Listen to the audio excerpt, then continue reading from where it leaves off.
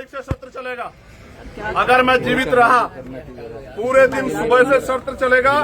अपनी बात को रखने के बाद चाहे मुझे 24 घंटे 48 घंटे 72 घंटे आंदोलन बैठना पड़े, जब तक इस हमारे बच्चों पे जो अन्याय हुआ और जो निर्दोष लोग जेल भेजे गए उनको नहीं छोड़ा जाएगा, मैं धरने में बैठा रहूंगा। पार्लियामेंट में बाहर अंदर ही बोलूंगा और पार्लियामेंट के बाहर भी। जिस तरह के जब सांसद के कपड़े फट सकते हैं हरिद्वार में, यहाँ प्रोटेस्टर को पीट पीट के डाला जाता। कौन सी धारा में लिखा है पीट दोगे?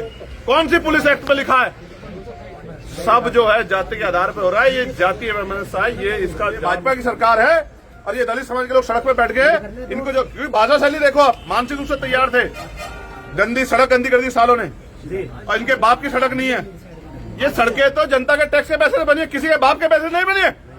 ये जनता के पैसे बनी है और ये जनता, ये जो गरीब जनता भाई, वो तो अगर कप्तान का रवैया है तो पुलिस जिले की जो SHO हैं, इंस्पेक्टर हैं, CO तो खाली खींच लेंगे। हम लोग एक बड़ा आंदोलन यहाँ नहीं करेंगे इस बार।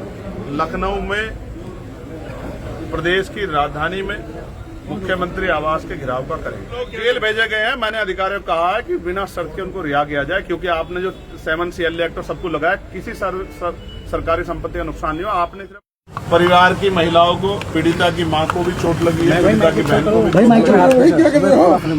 और वो भय के साए में। हमने अधिकारियों से भी बात की है। अभी मूल बात होने के लिए हमारा एक जो है प्रतिनिधिमंडल जिले के अधिकारी, अगर उसके बाद कार्रवाई नहीं हुई तो फिर हम लोग एक बड़ा आंदोलन यहाँ नहीं करेंगे इस बार। लखनऊ में, प्रदेश की राजधानी में मुख्यमंत्री आवास के घिराव का करेंगे। आपने भी देखा होगा, मेरे भी इतने जिनके जीवन में संघर्ष में मैंने कभी इस तरह के अधिकारियों का रवैया नहीं देखा। मैं चिंता में हूं।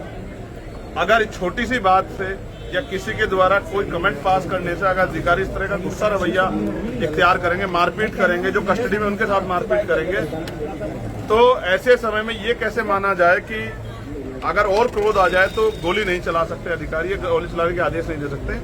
ये चिंता है हमारे मन में।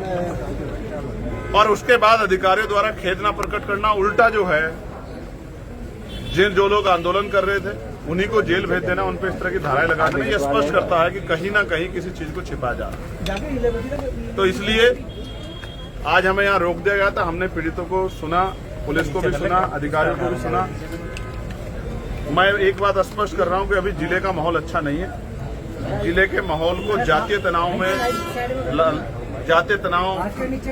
कराने के लिए प्रयास किया जा रहा है। हम किसी भी तरह का जातीय तनाव अपने मेरठ की क्रांति धरा कोतवाल धन सिंह गुर्जर, माता दी वाल्मीकि जी की और ये जो क्रांतिकारी धरा है, इसमें नहीं होने देंगे। इसलिए हम सब कार्यकर्ताओं को शांति बनाने की अपील करेंगे और निष्पक्ष कार्रवाई हो, इसके लिए पुलिस के अधिकारियों ने हमें भरोसा दिलाया। अभी हम कार्यकर्ताओं से बात करेंगे। मायावती जी का बयान आया है इसी बात को लेकर, उन्होंने नाम नहीं लिया, लेकिन कुछ दलों को लेकर ये कहा कि भाई आप सड़कों पर ना उतरे, ये कानून की प्रक्रिया होती है, कानून कोर्ट से निपटाया जा सकता है। क्या कहना चाहते हैं इसमें आप? देखिए, मैंने भी उनका बयान सुना है, मैं उनका बड़ा सम्मान करता हूँ। उन्होंने जिस तरह का बयान दिया, उन्होंने कहा है कि भाई कुछ पार्टियों के नेता जाते हैं, मैं इस पे जाना नहीं चाहता। वो एक राजनीतिक पार्टी का हिस्सा है और वो आजाद समाज पार्टी की बढ़ती लोकप्रियता से उनको हो सकता है कोई उनके मन में कोई शिकायत हो, लेकिन ये सच है कि जहां सरकार तानाशाही कर रही है, मैं अकेला नहीं हूं, सारी पार्टियों के लोग समय समय पे किसी न किसी मुद्दे को लेकर सड़कों पे आते हैं। और किसान आंदोलन 13 महीने चला, महिला प्रोटेस्टर्स ने आंदोलन किया, तमाम कर्मचारी अधिकारी आंदोलन कर रहे हैं। आप ही बताओ, आंदोलन करने का अधिकार ना उनको या मुझे, सबको संविधान ने दिया ना, तो हम अपनी संवैधानिक शक्ति का प्रयोग कर रहे हैं, क्योंकि हमें पता है पुलिस निष्पक्ष कार्रवाई नहीं कर रही। अगर पुलिस कोई प्रोटेस्ट कर रहा है, पीड़ित परिवार, तो उसको लाठी बजा देनी चाहिए। तो उनकी सलाह ठीक है, जो सलाह उनकी अच्छी होगी उसको हम लोग मानेंगे। लेकिन उन्होंने कहा कि निचली अदालत से न्याय न मिले तो सर्वोच्च न्यायालय चले जाओ, तो सुप्रीम कोर्ट जाने के पैसे हमारे लोगों पे हैं। और वो ये कह रही सड़कों पे आंदोलन न करे, तो वो हम तानाशाही की छूट दे दें कि हमारी बहन बेटियों के साथ रेप हो, हत्याएं हो, उनको मारा जाए, उनके ऊपर तेजाब डाला जाए, उनको लटकाया जाए, उनकी जमीन छीनी जाए, तो हम लोग चुपचाप घर में बैठ जाएं। इन बातों से मैं सहमत नहीं हूँ। बाकी वो हमारी सम्मान है, उनका सम्मान। मेरठ के जो SSP हैं जी और मेरठ की पुलिस, इस परिस्थितियों में आप उनसे क्या एक्सपेक्ट करते हैं? देखिए, क्योंकि हम लोकतांत्रिक व्यवस्था का हिस्सा हैं और मैं भी एक संवैधानिक पद पे हूँ, तो अगर किसी से गलती हो गई तो ऐसा नहीं कि दोबारा उससे अपेक्षा नहीं की जा सकती। मैं तो बड़ा सम्मान था मेरे मन में उनके लिए, लेकिन जिस तरह की परिस्थिति हुई है तो ऐसा लगता है, मेरे मन में तो ये बात है, मैं आपको कहना चाहता हूँ कि जैसे उनके ऊपर दबाव बनाया गया हो कि जाके ये दलित समाज के लोग सड़क पर बैठ गए उन्हें आंदोलन मांगने। ये सरकार हमारी सरकार है, इस सरकार में दलित समाज के लोग सड़क पर कैसे बैठ सके, उनकी हैसियत कैसे हुई, इनको इतना पीट के भगा। तो मुझे तो ऐसा लगता है कि उनसे करवाया गया है, लेकिन किया उनके द्वारा गया है तो इनको इतनी जानकारी होनी चाहिए थी कि इस तरह की एक जिम्मेदार पद पे यूपीएससी द्वारा जो है आईपीएस व्यक्ति जो है जिले की पुलिस के सर्वोच्च पद, जिले के पुलिस के सर्वोच्च पद पे है, अगर वो इस तरह की स्थिति को करेंगे तो वहां के थानेदार सीओ तो खाली खींच लेंगे लोगों की। भाई वो तो अगर कप्तान का रवैया है तो पुलिस जिले की जो एसएचओ हैं, इंस्पेक्टर हैं, सीओ तो खाली खींच लेंगे धरना प्रदर्शन करने वालों की। मेरा सवाल ये है, उन्होंने ही कहा कि 5 बार इस तरह के प्रदर्शन हुए, उन्होंने कितनों में जाकर थप्पड़बाजी की, कितने लोग कस्टडी में जाकर उन्होंने पीटे, और उन्होंने अपने जीवन में कितने लोगों को सार्वजनिक रूप से ऐसे पीटा। क्या उनको नहीं पता था ये कमजोर वर्ग के लोग, इनकी बच्ची के साथ अन्याय हुआ, इनके मन में शंकाएं हैं, हम इस शंका को दूर करें। क्या जिलाधिकारी नहीं मिल सकते पीड़ितों से? क्या इतने दिन के समय कार्यकाल में आप देखो जितने आंदोलन हुए हैं, जिलाधिकारी घर ऑफिस में बैठ के मना कर देते हैं कि मैं नहीं मिलूंगा। क्यों जिलाधिकारी या जनता के लिए नहीं बैठे? वो मना कर देते। किसान प्रोटेस्ट और भी प्रोटेस्ट हुए, वो 6-6 घंटे लोग बैठे रहे, मिलते नहीं। क्यों नहीं मिलते हैं?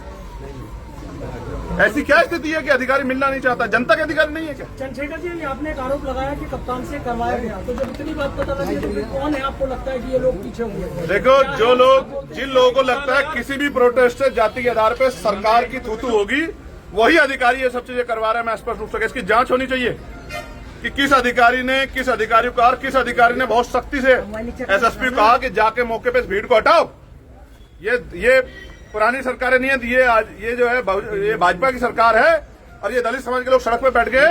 इनको जो भाषा शैली देखो, आप मानसिक रूप से तैयार थे। गंदी सड़क गंदी कर दी सालों ने, और इनके बाप की सड़क नहीं है।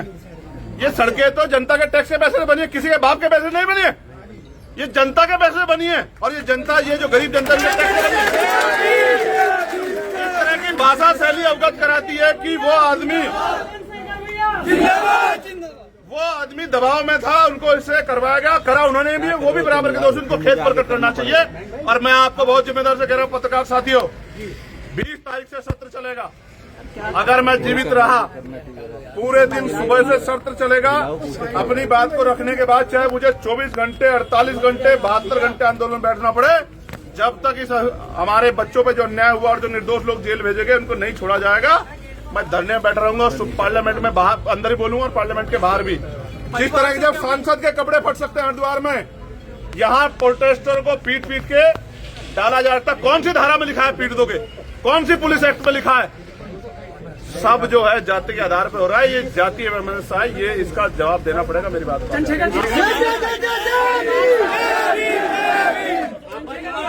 क्या बात हुई है? आपने भी एक बड़ी बात कही है कि मैं जिंदा रहेंगे, तो इसके क्या मायने हैं?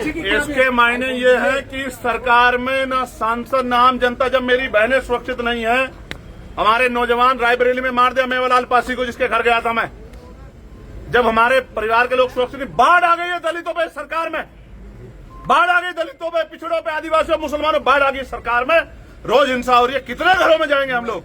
ये जिम्मेदारी मुख्यमंत्री की है, ये जिम्मेदारी चीफ सेक्रेटरी की है, डीजीपी की है, जिम्मेदारी हमें उठानी पड़ रही है। न्याय उनको दिलाना चाहिए, तनख्वाह वो ले रहे हैं, और हर जिले में जाकर लड़ना हमको पड़ रहा है। ये अन्याय हो रहा है सरकार। विधानसभा चुनाव पे खतरा देखने के लिए मिलेगा?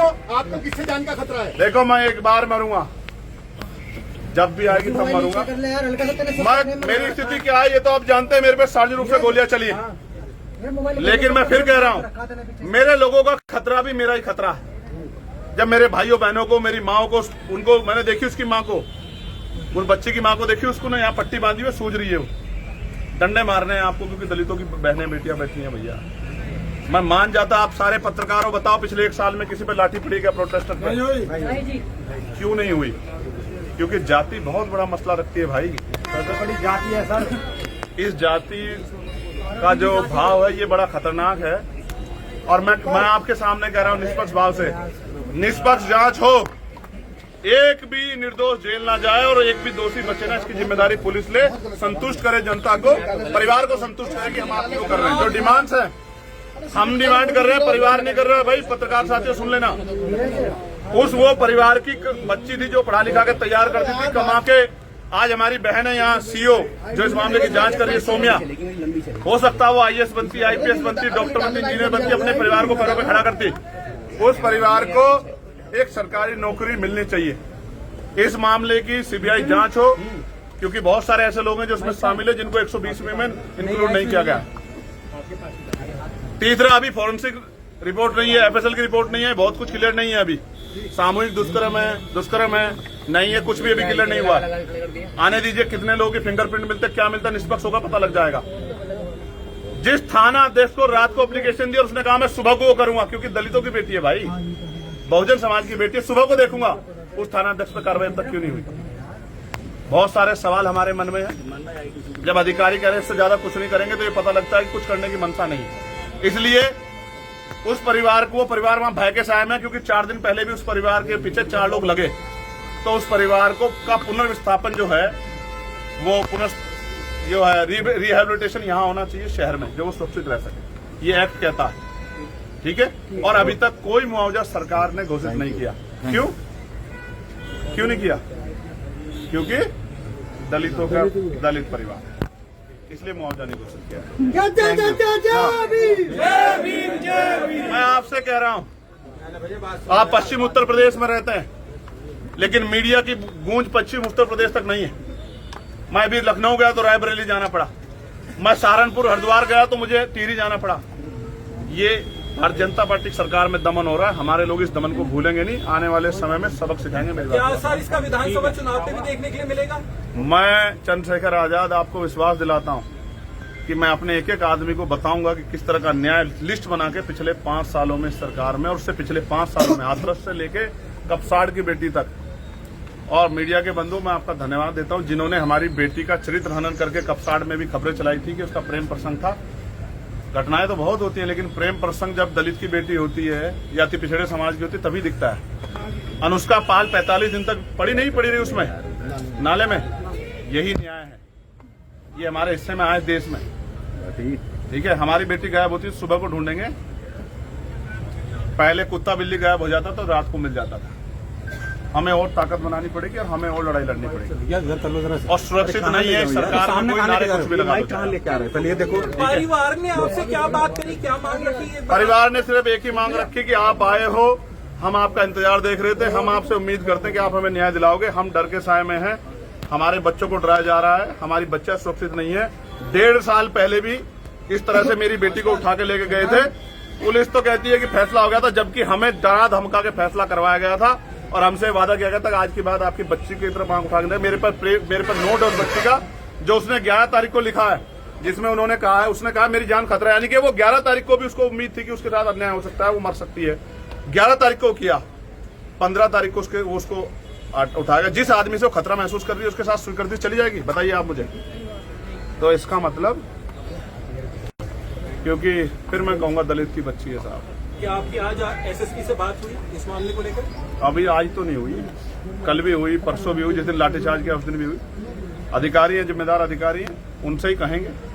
उनको भी अपने जो है द्वारा जो व्यवहार किया गया उसका पे खेद होना चाहिए और इस मामले में कठोर कार्रवाई हो, इसकी उम्मीद करते हैं। मगर मैं आपसे कह रहा हूं, मामला खत्म नहीं हुआ है। मामला लखनऊ भी जाएगा और दिल्ली भी जाएगा, जंतर मंतर पे जहां भी जा सकता हो जाएगा, लेकिन अन्याय नहीं सहेंगे। ये बात मैं जो लोग जेल भेजे गए हैं उनका क्या? जो लोग जेल भेजे गए हैं, मैंने अधिकारियों को कहा है कि बिना शर्त के उनको रिहा किया जाए, क्योंकि आपने जो 7 CL एक्ट और सबको लगाया, किसी सरकारी संपत्ति का नुकसान नहीं हुआ। आपने सिर्फ अपने आप को बचाने के लिए उनको जेल भेज दिया। उन सारे बच्चों को, वो सारे बच्चे हमारे समाज के हैं, राजनीति भले अलग अलग पार्टी में करते हैं, उनको रिहा करना चाहिए बिना शर्त के। एसएसपी ने कहा है कि हमारा विरोध करने वाले को अपील है 2 पेड़ लगाए, जो सपोर्ट कर रहे हैं वो 1 पेड़ लगाए, और हमसे कोई सवाल है तो हमारे पास आए, सारे साक्ष्य हैं। हम 1000 पेड़ लगाएंगे और 1 पेड़ प्रधानमंत्री जी भी मां के नाम लगा रहे हैं, लेकिन इन पेड़ों की छांव में कौन बैठेगा ये जनता तय करेगी। मेरी बात पे